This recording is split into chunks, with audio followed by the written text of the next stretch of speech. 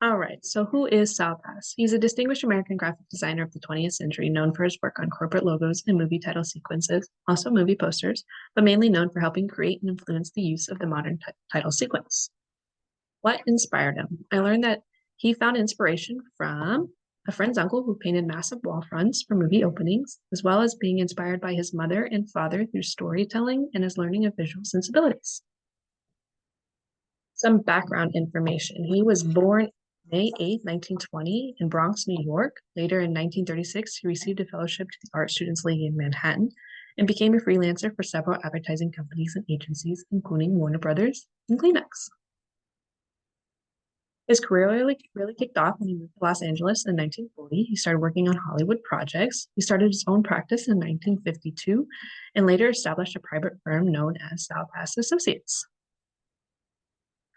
Later, he designed a poster for Carmen Jones, which led to his involvement in the movie title sequence, due to his interesting ability to find a strong graphic symbol that would act as a summary for the plot of the film, in this case, the rose. So what is a movie title sequence? It's a prelude to a movie. It sets the film's tone and captivates the audience from the start. He helps create emotional ties to the audience before the movie begins. After working with Carmen Jones, he worked with Otto Preminger on The Man with the Golden Arm in 1955, and then again on Anatomy of Murder in 1959.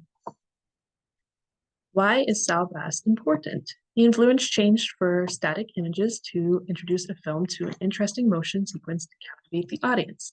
He also introduced kinetic typography in movie title sequences. He realized the potential of adding audio and moving visuals to the opening of a film to set the tone.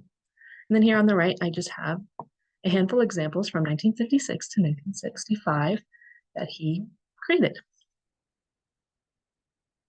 He used a lot of contrast, positive and negative space. For example, Walk on the Wild Side, we have the negative cat with the positive text. And then again, on the Facts of Life, we have the positive hand with the negative record. He also used a lot of repetition, a lot of acts, or a lot of movements with repetitive actions. In the Shrike, he had a negative background with a positive paper that he would cut with all the introduction information on it. Similar, Bunny Lake is Missing. He had a positive background covered with a negative cover, and then he would rip the negative cover, and underneath would show all the introduction information. Movement and direction. He used lines to perceive movement through the audience's eyes. For example, Around the World in 80 Days, you can see here the white line moves from the left to the right, making the train look like it's moving to the right. Again, and it's a mad, mad, mad, mad world. We have the ball moving to the left, the text coming to the right, influencing the audience to believe the ball is moving to the left. And another example is the ball tied to the finger. It's influencing the eyes to believe that the ball is moving to the right. Leading lines, guiding audience's eyes through the involved text. So here in Ocean's 11, we have a blue arrow that's guiding the audience's eyes through the text. Again, in The Man with the Golden Arm, we have the negative background with the positive arm guiding our eyes to the producer.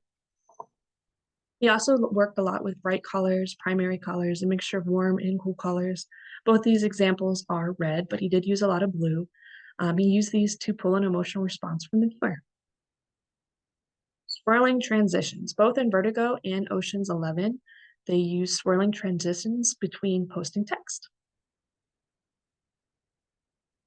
Or my example, I used No Time to Die. It's a 2021 film produced by Michael Wilson and Barbara Broccoli, directed by Cary Fukunaga.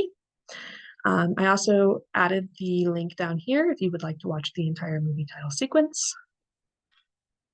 In comparison to Saul Bass to show influence, the positive and negative space, I used an example from Casino, where you can see the negative figure, because in No Time to Die, there is a lot of examples of negative and positive figures being used within.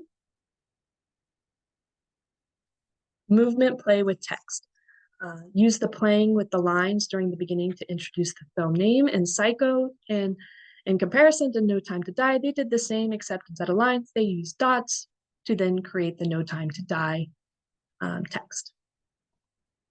Introduction of characters. Around the World in 80 Days, we have graphics that portray the main characters.